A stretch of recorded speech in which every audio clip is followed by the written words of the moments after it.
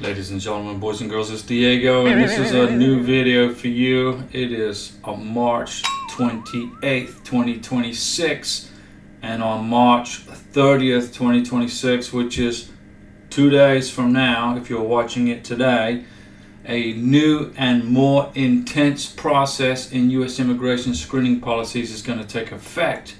This is going to happen in 2 days, okay? So be ready, ladies and gentlemen, boys and girls, if you're getting ready to file a K-1 visa or a U.S. spousal visa. The U.S. State Department or U.S. Department of State has expanded, is going to expand its oversight of visa applicants' digital presence, okay? Now, this action is required as a national security measure, and it will expand the scope and investigation of social media reviews across a wide range of non-immigrant visa categories, which is going to include the K-1 visa category, fiancé, and the spouse of U.S. citizens, the spousal visa. Okay, this is happening in 2 days. Now, this new change of tightening legal immigration pathways will no doubt have a long-term effect on your ability to process a K-1 visa. Okay, K-1 visas and spousal visa processing times is going to no doubt increase, and the administrative costs tied to these kind of visa approvals no doubt will increase. So, ladies and gentlemen, boys and girls, don't be surprised if the cost of processing a K-1 visa increases in the near future. All right, you hear it here first. In 2025, now into 2026, U.S. immigration authorities have exponentially increased the visa vetting requirements in order to strengthen immigration investigations in response to the Trump administration's growing concerns about national security and the need for more comprehensive applicant evaluations. Okay? So, now you know, ladies and gentlemen, boys and girls. Okay, and now under these new rules of vetting social media accounts, consular officers will review applicants' total online presence as part of their decision-making process for K-1 visas, spousal visas. The Department of State the State Department has emphasized that it uses all available information to determine eligibility for your K-1, including identifying individuals who may pose risks to the public safety or national interests of this great republic. This includes your Facebook account, your Instagram account, and other social media accounts. If you block your online social media accounts from immigration vetting or review, do not be surprised if your K-1 visa or spousal visa is just straight out denied. They don't have the time to ask you, please open your account, blah, blah. They're just going to deny it, okay? The State Department and USCIS has reiterated that visa adjudication is no longer just a routine administrative process, but now it is rather an in-depth, security-based determination on your eligibility to enter the United States.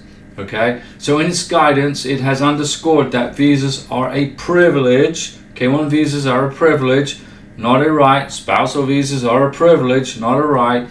And they must be earned by demonstrating compliance with U.S. laws and intent, or the laws created by the Congress of the United States. Okay, you got it?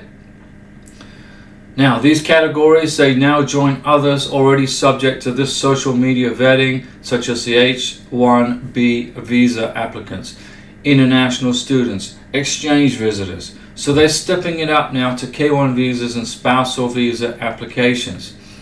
Now, to ensure that this new process runs smoothly, K-1 visa and spousal visa applicants are being instructed to set all social media accounts to public or open.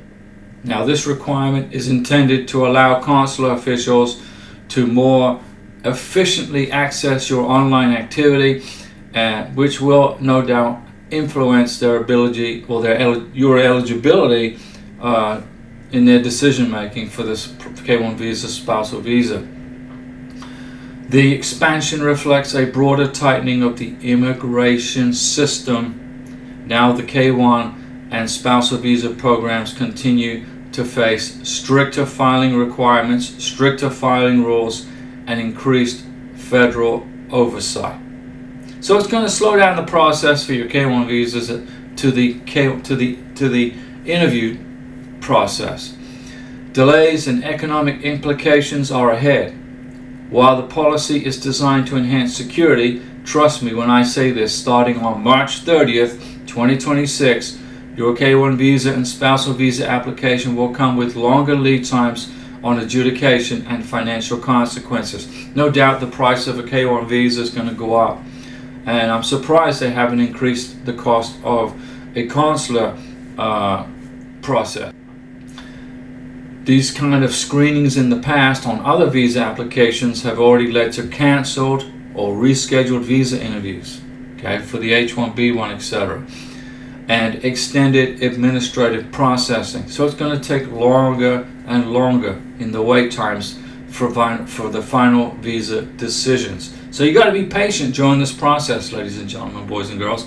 Now, in 2 days, today is March 28th, 2026, March 30th, K-1 visas and spousal visas are going to be investigated more thoroughly, especially on social media.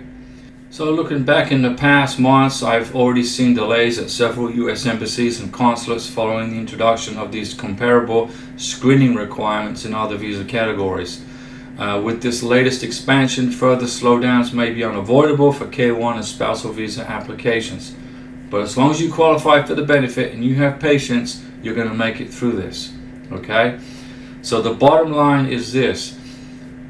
It's going to be implemented in 2 days, and this change represents a notable escalation into how the United States evaluates visa applicants. K-1 visas, spousal visas, and every other kind of visa. By incorporating digital footprints into these eligibility decisions, the federal government is reinforcing its security-first approach to immigration. Okay, ladies and gentlemen, boys and girls, it's all about security of our country now, not so much an automatic rubber stamp approval. So this is going to create longer processing times. It's adding to the complexity of the process, and it's going to impact not only the foreign nationals abroad, but also family reunification, American citizens in the USA. K-1 visa processing time and costs. Time's going to go up, costs are going to go up, and it's going to become increasingly more stringent. So in just 2 days, foreign nationals and U.S. citizens seeking family reunification with husbands and wives, etc., fiancés, they're going to face a strict new requirement to obtain this visa.